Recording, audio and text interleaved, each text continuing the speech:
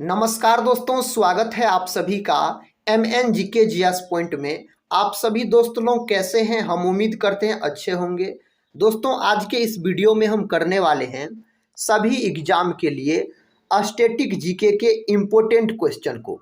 अगर दोस्तों आप लोग किसी भी एग्जाम का तैयारी कर रहे हैं तो इस वीडियो को पूरा जरूर देखिएगा, क्योंकि दोस्तों आज के इस वीडियो में स्टैटिक जीके के उस प्रकार के प्रश्न आपको देखने को मिलेंगे जो प्रश्न कई बार एग्जाम में पूछे गए हैं और आने वाले एग्जाम में इससे पूछने की भी संभावना अधिक है। जैसा कि दोस्तों आपको पता होगा, स्टैटिक जीके को सभी एग्जाम की आत्मा माना जाता है। सभी एग्जाम में स्टैटिक जीके के प्रश्न पूछे जाते हैं। तो चलिए दोस्तों, आज के इस स्टैटिक जीके के प्रश्न को हम और आप मिलके शुरू करते हैं। देखिए दोस्तों, आज का पहला प्रश्न है। प्रश्न का था, कैंसर के उपचार में प्रयुक्त उत्कृष्ट गैस कौन सी है? कैंसर के उपचार में प्रयुक्त उत्कृष्ट गैस आपसे पूछा जा रहा है, तो उस गैस का नाम है रेडॉन। याद रखिएगा, क्या नाम है? रेडॉन नाम है। अगर दोस्तों आपसे पूछा जाए कैंसर दिवस कब मनाया जाता है, अगर साथ ही कैंसर दिवस का बात किया जाए तो कैंसर दिवस मनाया जाता है 4 फरवरी के दिन। कब मनाया जाता है? 4 फरवरी के दिन मनाया जाता है। अगर दोस्तों पूछा जाए कैंसर का अध्ययन क्या कहलाता है, तो ऑन्कोलॉजी बोलिएगा, कैंसर का अध्ययन कहलाता है। कैंसर के उपचार में दोस्तों कौन समस्थानिक का प्रयोग किया जाता है? तो कोबाल्ट 60 का प्रयोग किया जाता है। किसका प्रयोग किया जाता है? तो इसको भी याद रखिएगा आप, कोबाल्ट 60 का प्रयोग किया जाता है। अगर दोस्तों पूछा जाए कैंसर के उपचार में कौन किरण का प्रयोग किया जाता है, तो गामा किरण का प्रयोग किया जाता है कैंसर के उपचार में। अगर साथ ही आपसे पूछा जाए कैंसर के उपचार में कौन विधि का प्रयोग किया जाता है, तो कीमोथेरेपी विधि का प्रयोग किया जाता है। कैंसर के उपचार में कौन औषधि का प्रयोग किया जाता है, तो टेक्सोल का साथ ही प्रयोग किया जाता है कैंसर के उपचार में। तो इतने प्रश्न दोस्तों आप इससे याद रखिएगा, और सभी प्रश्न एग्जाम के दृष्टिकोण से बहुत ही महत्वपूर्ण है।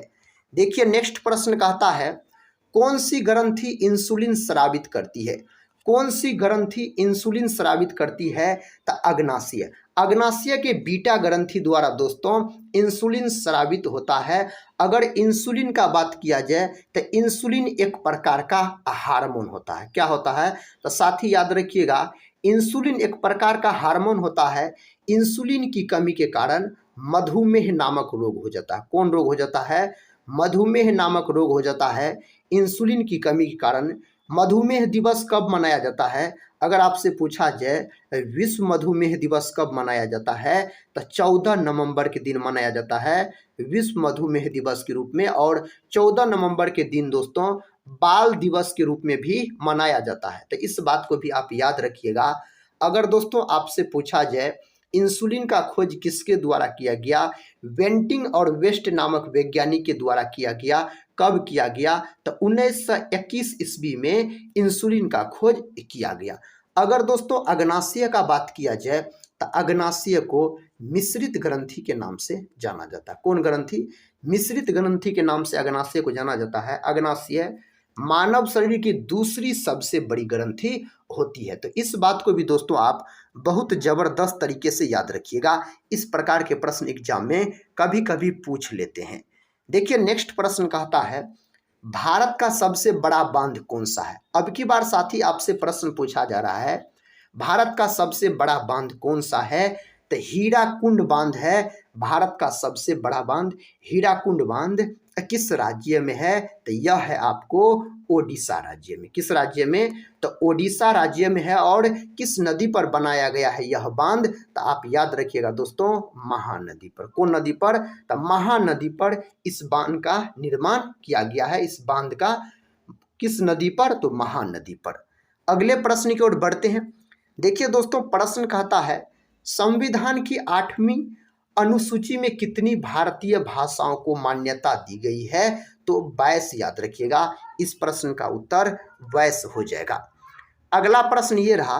प्रश्न कहता है, चीन की मुद्रा कौन सी है? दोस्तों चीन देश की मुद्रा आपसे पूछा जा रहा है। युआन बोलिएगा चीन देश की मुद्रा। अगर दोस्तों चीन की राजधानी पूछा जाए तो बीजिंग बोलिएगा। कागज का आविष्कार दोस्तों, कागज का आविष्कार कौन देश में हुआ? तो चीन देश में हुआ। ताश याद रखिए साथी, अगर ताश का आविष्कार आपसे पूछा जाए तो फिर भी बोलिएगा चीन देश में हुआ ताश का आविष्कार। अगला प्रश्न कहता है रेड क्रॉस का संस्थापक कौन है? हेनरी डुनॉन्ट रेड क्रॉस का संस्थापक है। अगर दोस्तों रेड क्रॉस का बात किया जाए तो रेड क्रॉस की स्थापना कब हुआ? तो रेड क्रॉस का स्थापना हुआ साथी 8 मई। कब हुआ?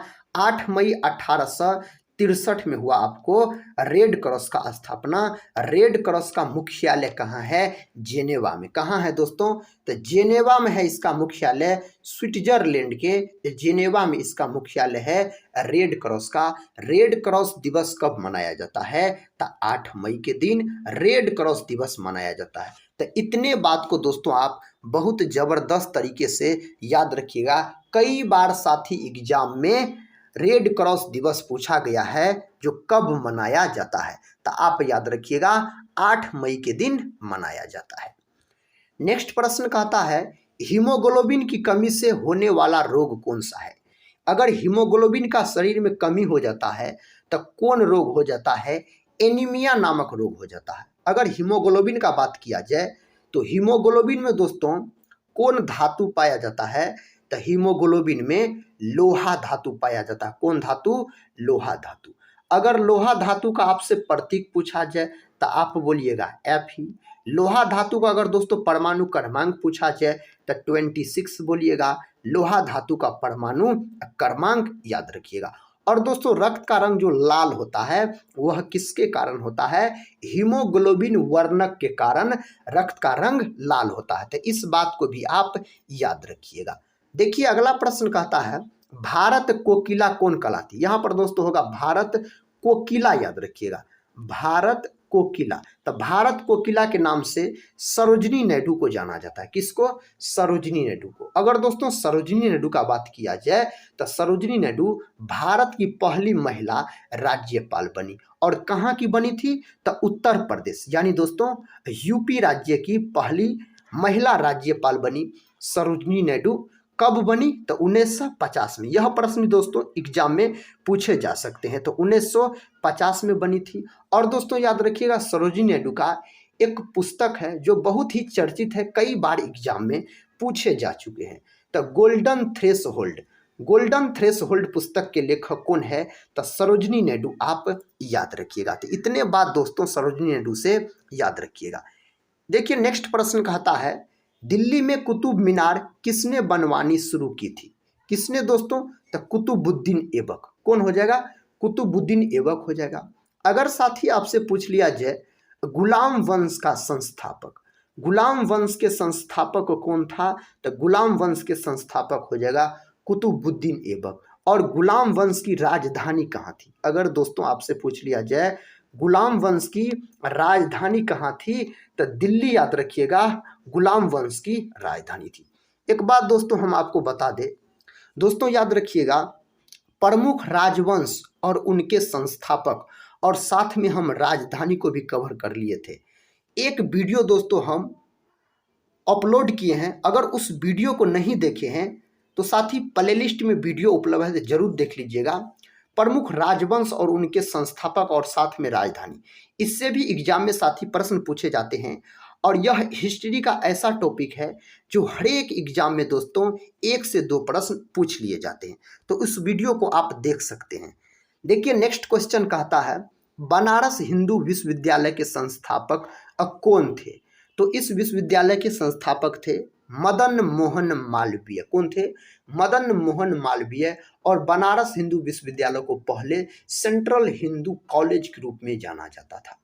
किस रूप में दोस्तों जाना जाता था? तो आप याद रख सकते हैं central Hindu college, central Hindu college के रूप में पहले जाना जाता था इसको।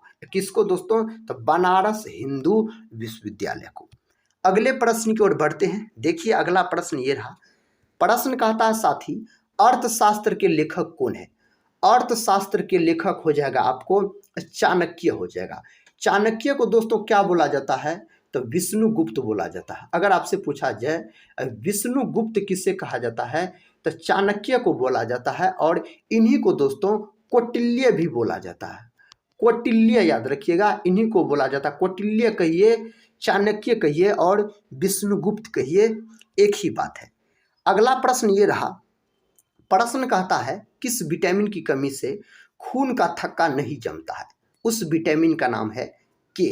विटामिन के याद रखिएगा। अगर दोस्तों विटामिन के का आपसे केमिकल नेम पूछ लिया जाए तो फिलोक्विनोन बोलिएगा। विटामिन के का रासायनिक नाम होता है। दोस्तों विटामिन दो प्रकार के होते हैं, एक होता है आपको जल में घुलनशील विटामिन, और दूसरा होता है वसा में घुलनशील विटामिन। अगर जल में घुलनशील विटामिन का बात किया जाए तो दोस्तों दो ही विटामिन ऐसा है जो जल में घुलनशील होता है। एक विटामिन है आपको बी और दूसरा विटामिन है सी। ये दोनों विटामिन आपको जल में घुलनशील होती है। बाद में कि दोस्तों जो विटामिन बचा, जैसे विटामिन ए बच गया, बी हो गया साथी, के हो गया, ई हो गया, ये सभी विटामिन आपको वसा में घुलनशील होते हैं। तो इस बात को भी आप याद रखिएगा। नेक्स्ट प्रश्न बहुत ही महत्वपूर्ण प्रश्न है, कई बार एग्जाम में ट्रेंडिंग किए हैं। प्रश्न कहता है विटामिन डी की कमी से कौन सा रोग होता है। दोस्तों विटामिन डी की कमी से रिकेट्स नामक बीमारी हो जाता है। अगर विटामिन डी का बात किया जाए तो इसका केमिकल नाम क्या होता है साथी, तो कैल्सीफेरोल बोलिएगा। कैल्सीफेरोल इसका केमिकल नाम होता है, विटामिन डी का रासायनिक नाम होता है। और विटामिन डी दोस्तों इन्हें याद रखिएगा हार्मोन भी बोला जाता है। अगर आपसे पूछा जाए कौन विटामिन को हार्मोन कहा जाता है तो विटामिन डी को हार्मोन कहा जाता है। इस बात को आप याद रख सकते हैं। अगला प्रश्न कहता है ग्रांट ट्रंक रोड किसने बनवाया। शेरशाह सूरी के द्वारा यह रोड बनवाया गया। अगर दोस्तों शेरशाह सूरी का बचपन का नाम आपसे पूछ लिया जाए तो आप बोलिएगा फरीद खां। फरीद खां दोस्तों हो जाएगा शेरशाह सूरी के बचपन का नाम। दोस्तों शेरशाह सूरी का मकबरा कहाँ है, तो रोहतास के सासाराम में है।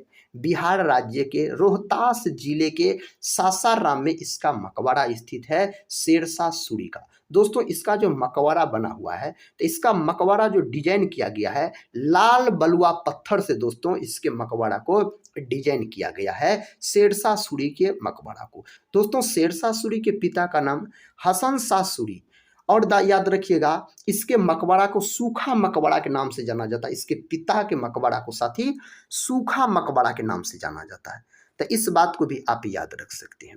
देखिए नेक्स्ट प्रश्न ये रहा, प्रश्न कहता है विटामिन ई की कमी से कौन सा रोग होता है, तो बांझपन नामक रोग हो जाता है दोस्तों विटामिन ई की कमी के कारण। अगर दोस्तों विटामिन ई का रासायनिक नाम आपसे पूछा जाए तो आप बोल सकते हैं टोकोफेरोल। टोकोफेरोल दोस्तों विटामिन ई का रासायनिक नाम है। और विटामिन ई को दोस्तों सौंदर्य का विटामिन भी बोला जाता है। क्या बोला जाता है, सौंदर्य का विटामिन भी बोला जाता है विटामिन ई को। तो इस बात को आप याद रखिएगा। और विटामिन ई दोस्तों वसा में घुलनशील होता है। देखिए अगला प्रश्न, प्रश्न का था साधारण नमक का रासायनिक नाम क्या है। साधारण नमक का रासायनिक नाम दोस्तों पूछा जा रहा है, तो सोडियम क्लोराइड हो जाएगा। सोडियम क्लोराइड इसका अनुसूत्र NaCl याद रखिएगा दोस्तों, इसका अनुसूत्र हो जाएगा। अगला प्रश्न कहता है पीतल किन दो धातुओं का मिश्रण है, तो पीतल दोस्तों तांबा और जास्ता का मिश्रण होता है। तांबा जिन्हें दोस्तों कॉपर बोला जाता है। क्या बोला जाता है, कॉपर बोला जाता है। इसका प्रतीक पूछा जाए तो Cu बोलिएगा। और परमाणु क्रमांक पूछा जाए तो 29 हो जाएगा। इसका परमाणु क्रमांक किसका, कॉपर का। जस्ता जिन्हें दोस्तों जिंक बोला जाता है, याद रखिएगा। अगर जिंक का आपसे परमाणु क्रमांक पूछा जाए तो 30 हो जाएगा। अब प्रतीक क्या हो जाएगा, तो Zn हो जाएगा प्रतीक। तो इतने बात को दोस्तों आप याद रखिएगा, ये सभी प्रश्न भी एग्जाम में पूछे जाते हैं। देखिए अगला प्रश्न कहता है नेत्रदान में नेत्र के किस भाग का दान किया जाता है, तो कॉर्निया वाला भाग का दान किया जाता है। और कॉर्निया में दोस्तों रक्त नहीं पाया जाता है। क्या नहीं पाया जाता है, तो रक्त याद रखिएगा नहीं पाया जाता है कॉर्निया वाले भाग में। अगले प्रश्न की ओर बढ़ते हैं। प्रश्न कहता है दोस्तों किस विटामिन में कोबाल्ट पाया जाता है। बहुत ही महत्वपूर्ण प्रश्न है। कहता है किस विटामिन में कोबाल्ट पाया जाता है, तो विटामिन B12 में दोस्तों कोबाल्ट पाया जाता है। और दोस्तों याद रखिएगा विटामिन B12 का केमिकल नाम क्या होता है, रासायनिक नाम साइनोकोबालामिन। साइनोकोबालामिन साथी किसका रासायनिक नाम है? तो विटामिन B12 का। देखिए अगला प्रश्न कहता है राष्ट्रीय विज्ञान दिवस कब मनाया जाता है? 28 फरवरी के दिन दोस्तों राष्ट्रीय विज्ञान दिवस के रूप में मनाया जाता है। अगला प्रश्न कहता ब्लड प्रेशर मापने के लिए किस यंत्र का प्रयोग किया जाता है? स्फिग्मोमेनोमीटर का प्रयोग किया जाता है। नेक्स्ट प्रश्न देखिए, प्रश्न कहता कंप्यूटर की परमानेंट मेमोरी क्या कहलाती है? तो ROM रोम कहलाती है दोस्तों। अगर इसका पूरा नाम आपसे पूछा जाए तो आप बोल सकते हैं रीड ओनली मेमोरी साथी, इसका पूरा नाम हो जाएगा। किसका पूरा नाम? तो रोम ROM का क्या हो जाएगा? तो याद रखिएगा रीड ओनली, क्या साथी? रीड ओनली मेमोरी हो जाएगा। इस बात को आप याद रखिएगा, क्या हो जाएगा? तो रीड ओनली मेमोरी हो जाएगा। अगला प्रश्न कर लेते हैं। देखिए अगला प्रश्न कहता है विश्व का सबसे बड़ा महाद्वीप कौन सा है? तो एशिया है दोस्तों विश्व का सबसे बड़ा महाद्वीप। कुल कितने महाद्वीप है? तो 7 महाद्वीप है। नाम दोस्तों आप सुनिए, एशिया, अफ्रीका, यूरोप, उत्तरी अमेरिका, दक्षिणी अमेरिका, अंटार्कटिका और ऑस्ट्रेलिया, जिसमें दोस्तों विश्व का सबसे बड़ा महाद्वीप एशिया है और सबसे छोटा महाद्वीप अगर आपसे पूछा जाए तो आप बोलिएगा ऑस्ट्रेलिया, जिन्हें साथी कंगारुओं का देश भी बोला जाता है और प्यासी भूमि का देश बोला जाता है ऑस्ट्रेलिया को। और दूसरी सबसे बड़ा महाद्वीप पूछा जाए तो अफ्रीका बोलिएगा। यह प्रश्न भी एग्जाम में कई बार पूछे गए हैं। अगला प्रश्न कहता है विश्व में चांदी का सबसे बड़ा उत्पादक देश कौन सा है? तो मैक्सिको, याद रखिएगा। इस प्रश्न का दोस्तों सही उत्तर क्या होगा? मैक्सिको हो जाएगा। तथा संसद के दोनों सदनों की संयुक्त बैठक की अध्यक्षता कौन करता है? लोकसभा अध्यक्ष करता है। तो इसका दोस्तों उत्तर लोकसभा अध्यक्ष हो जाएगा। अगला प्रश्न ये रहा, प्रश्न कहता योजना आयोग का अध्यक्ष कौन होता है? दोस्तों योजना आयोग का अध्यक्ष कौन होता है? तो प्रधानमंत्री होता है। योजना आयोग का गठन दोस्तों कब किया गया? तो योजना आयोग का गठन किया गया कब?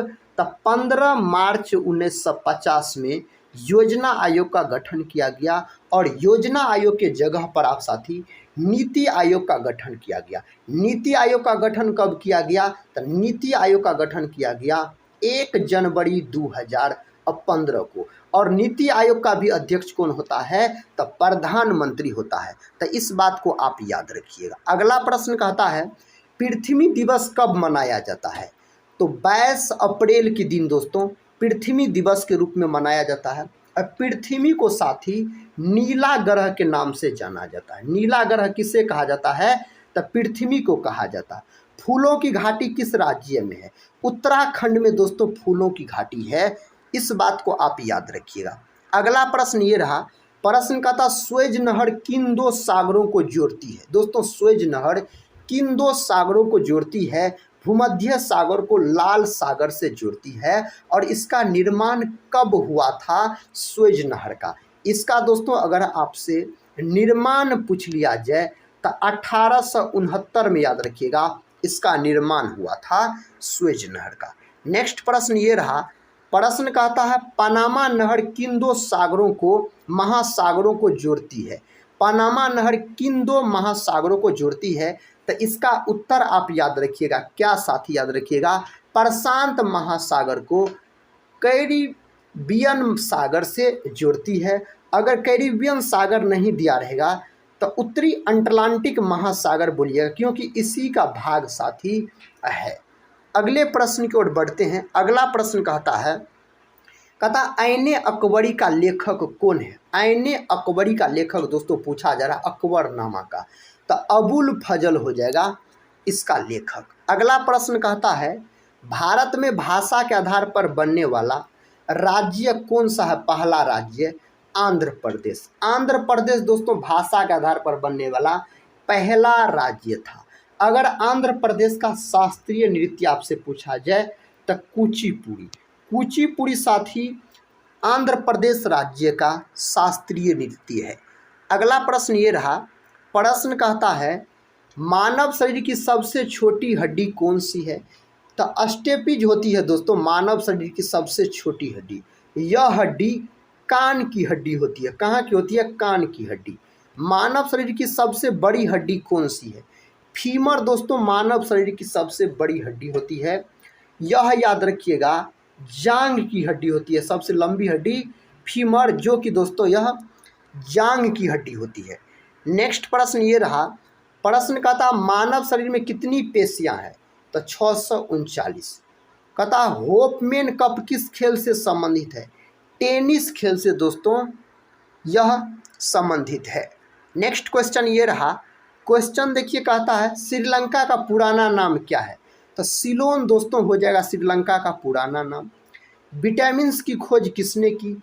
फंक नामक वैज्ञानिक ने विटामिन का खोज किया। एक विटामिन होता है जल में घुलनशील और दूसरा विटामिन होता है आपको वसा में घुलनशील। तो इस बात को भी दोस्तों आप याद रखिएगा। नेक्स्ट क्वेश्चन ये रहा, क्वेश्चन कहता कांसा कहता है किसकी मिश्र धातु होती है? कॉपर तथा टीन की होती है। कॉपर जिन्हें क्या बोला जाता है? तांबा बोला जाता है। इसका प्रतीक होता है Cu। टीन का प्रतीक दोस्तों Sn होता है, याद रखिए। अगला प्रश्न कहता है भारत में निर्मित प्रथम कंप्यूटर का नाम क्या है? तो सिद्धार्थ नाम है भारत में निर्मित प्रथम कंप्यूटर का।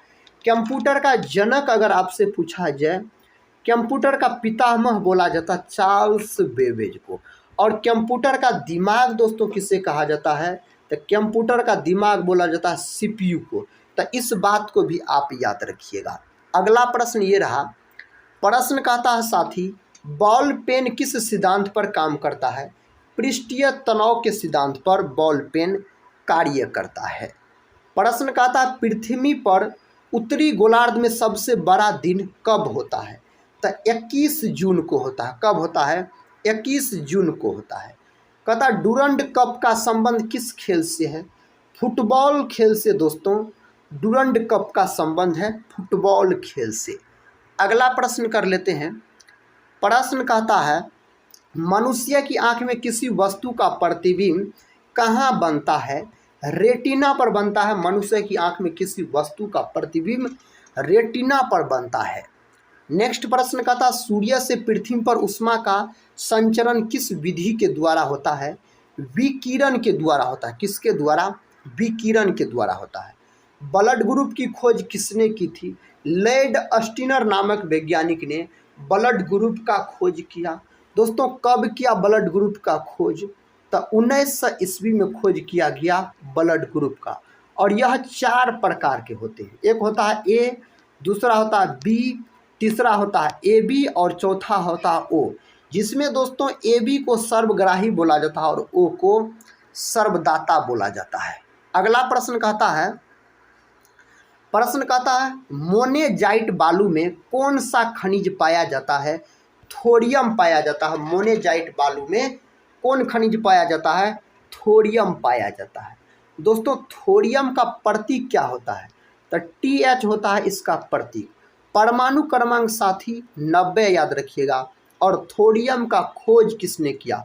तो बर्जिलियस नामक वैज्ञानिक के द्वारा थोरियम का खोज किया गया। अगला प्रश्न कहता है सूर्य में सर्वाधिक गैस कौन सी है? तो हाइड्रोजन गैस है।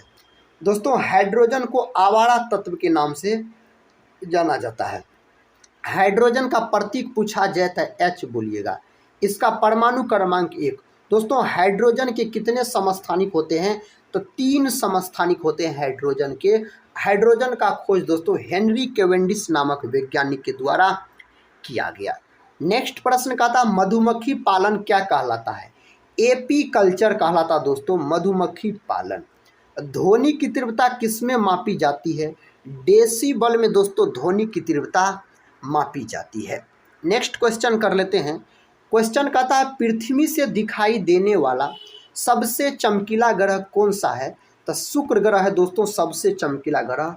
इन्हें दोस्तों शुक्र ग्रह को सुबह और शाम का तारा भी बोला जाता है। शुक्र ग्रह को यह सबसे चमकीला ग्रह है।